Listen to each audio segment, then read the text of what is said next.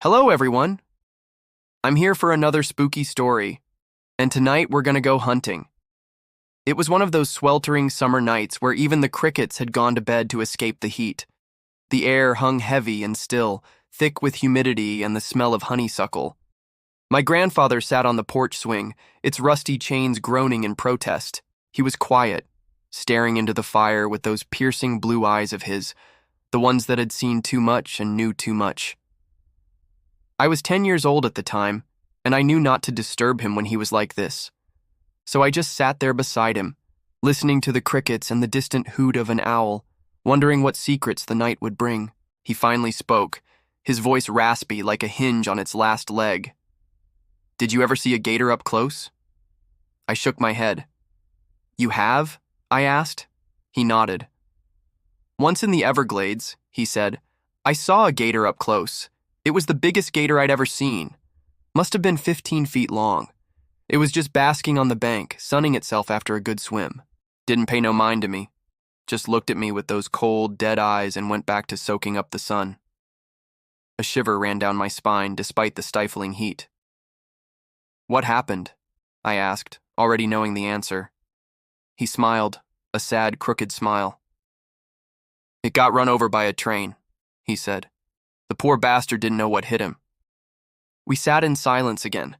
The image of the dead gator burned into my mind. Then he started speaking again, his voice barely a whisper.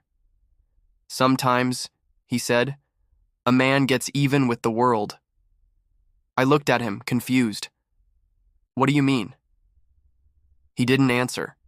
Instead, he stood up, walked into the house, and came back out carrying a rifle. It was an old rifle, a very old rifle, and it was loaded with dynamite.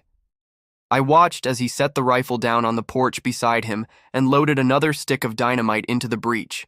He turned to me then, his eyes gleaming in the firelight. "Want to see something really scary, son?" I nodded, my eyes wide with both fear and excitement. He raised the rifle to his shoulder and fired. The blast from the rifle was deafening. It sent a plume of dirt and smoke billowing into the air. I could feel the heat from the explosion on my face, and the concussion almost knocked me off my feet. Then he did it again and again and again, each blast echoing the last, each plume of smoke rising like a specter against the inky black sky. He must have fired the rifle 50 times that night, maybe more, and with each blast, a new crater was made in the earth, a grim monument to some nameless rage. As the first hint of dawn began to light the eastern sky, he finally lowered the rifle. His face was streaked with dirt and sweat, his eyes burning with a terrible light.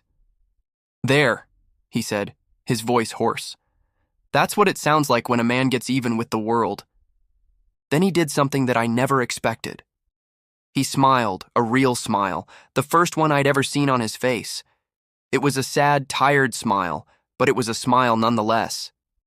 He turned to me then and put a hand on my shoulder, his grip surprisingly strong. "Come on, son," he said. "It's time for breakfast." As we walked into the house, I stole another glance at the rifle. In the dim light of dawn, it looked even more sinister than before.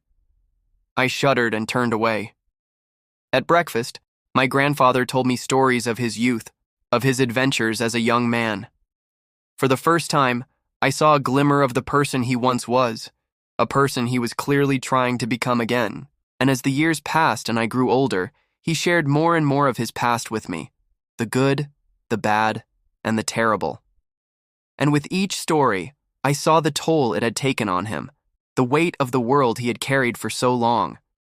But I also saw a strength in him, a resilience that had allowed him to survive and, in a way, thrive, even in the darkest of times.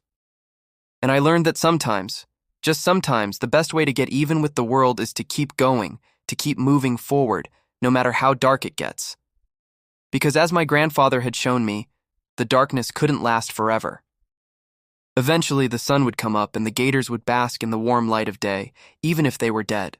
Thanks for listening, everyone. If you enjoyed the story, please leave a like and a comment for more creepy tales.